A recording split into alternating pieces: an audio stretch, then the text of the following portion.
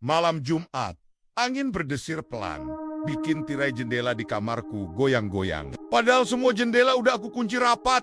Aneh kan? Aku lagi duduk sendirian di kamar, mencoba menciptakan suasana tenang dengan menyalakan lilin aromaterapi vanila. Niatnya sih biar rileks, bukan buat manggil yang aneh-aneh. Tapi entah kenapa, setiap kali lilin vanila ini nyala, suasananya tuh malah jadi kayak open recruitment makhluk halus. Aneh banget, baru aja aku mau rebahan, siap-siap buat scroll-scroll sosmed, tiba-tiba ada angin dingin lewat dari belakang leher. Bulu kuduk langsung berdiri, aku lirik lilin di meja Opinia goyang-goyang gak stabil dan ses, mati. Seketika kamar jadi gelap total sunyi, sepi banget, sampai suara detak jantungku sendiri kedengeran. Dan di tengah kesunyian itu, tiba-tiba ada suara berat, serak, berbisik pelan banget pas di telingaku, bro. Lu punya waktu nggak? Aku kaget setengah mati. Refleks langsung teriak. Waduh, siapa nih? Jangan-jangan maling. Aku siap-siap ambil sapu di pojok kamar buat jaga-jaga. Tapi suara itu terdengar lagi.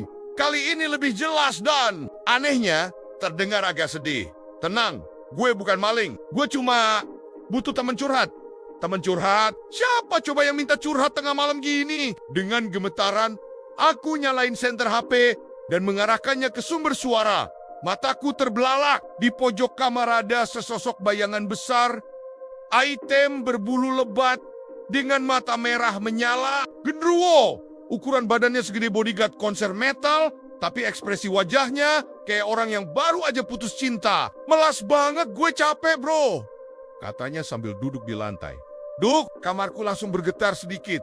Kayak ada gempa skala 3 Richter. Aku cuma bisa bengong, antara takut sama bingung. Capek. Kenapa? Tanyaku. Pura-pura berani padahal jantung udah kayak drum lagi, ditabuh buat marching band. Dia menghela napas panjang. Baunya kayak daun pisang kebakar. Udah ratusan tahun gue nakut-nakutin orang. Tapi sekarang gak pernah ada yang takut lagi sama gue.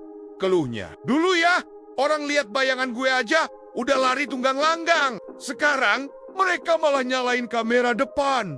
Bilang, guys, lihat deh, ada penampakan. Jangan lupa subscribe ya. Aku nahan ketawa sekuat tenaga. Gila juga curhatan genderuwo di era digital. Takut kualat kalau ketawa. Jadi aku coba kasih saran serius. Ya gimana ya, bro? Sekarang kan eranya konten. Lo harus coba rebranding. Dia menatapku dengan mata merahnya yang besar itu. Rebranding. Maksud lo apaan tuh rebranding? Dengan sedikit lebih berani, aku nyalain lagi lilin vanilaku.